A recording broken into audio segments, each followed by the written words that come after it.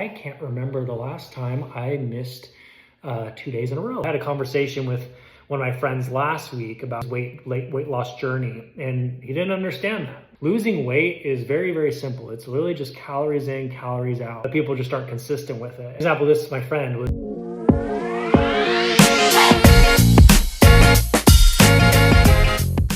Hey guys, so I just got done working out and I'm about to go shower. I just ate a post-workout meal and a lot of things, I've just started with a new company this last week.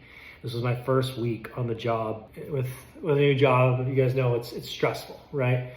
Learning how to learn a new company, learn new people, kind of map out the org. I work in training and development specifically and trying to figure out, how we can make improvements in the months moving forward.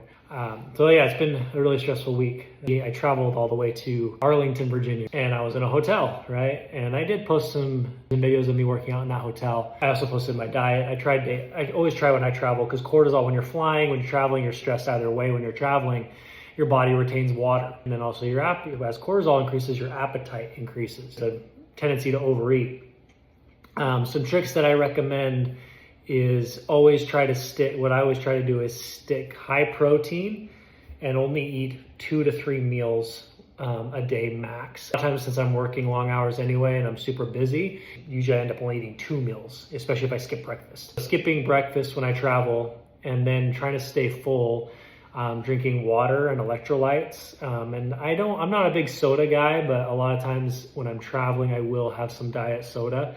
But I try not to do that very often because I don't want to become addicted to caffeine. But, the studies on that, I've heard, it's been controversial, but I've been doing this for a decade now. And I've tried to not drink so much caffeine because I just don't feel good if I drink so much caffeine every day. And if I drink diet soda every day, I don't feel good. Having diet soda when I'm traveling, having a lot of electrolyte, a lot of water, and then only having 2 meals a day, skipping breakfast. That's some tricks that I do.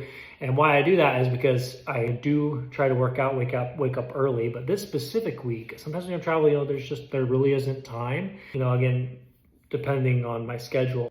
Now I use the 80-20 rule. Sometimes people, when I say that, I missed a workout or I missed 2 workouts, like this week I missed 3 days in a row.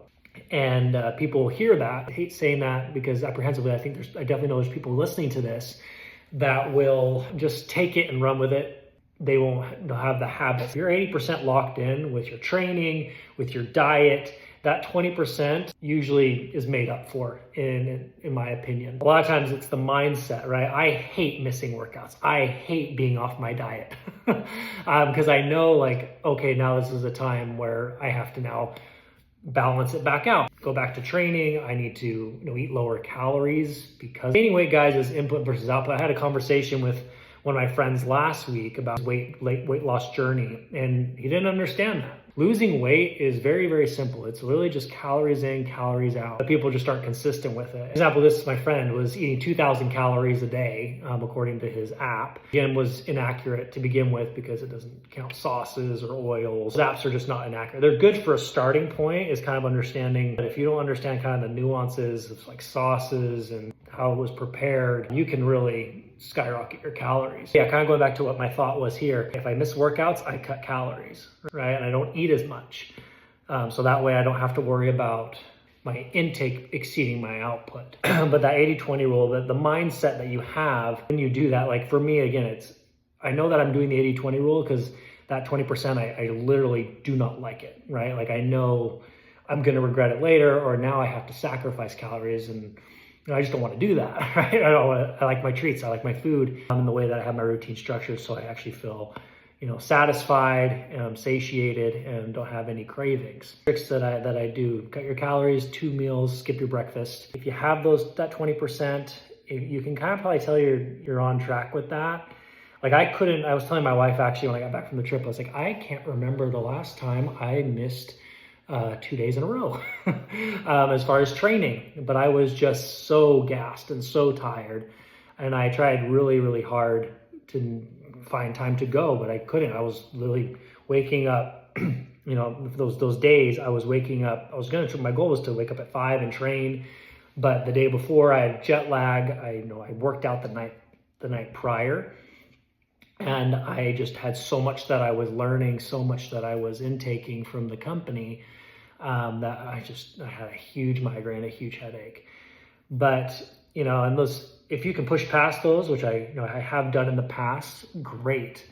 But again, if you're locked in that 80% of the time, I know even though I hated doing it, I'm gonna be fine as long as I follow some of the principles of cutting calories, cutting breakfast, and just, eating, drinking electrolytes, doing diet sodas to cut out those cravings.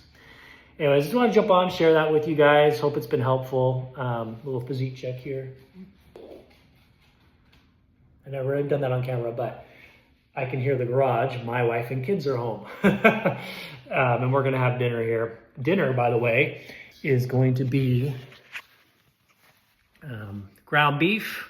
Got that in here, just plain ground beef. Got some taco seasoning on that with minced onion. And then we got some rice in there, and we're gonna prepare a vegetable on top of that. Anyways, hope you guys are having a great day, and we'll talk to you guys next time.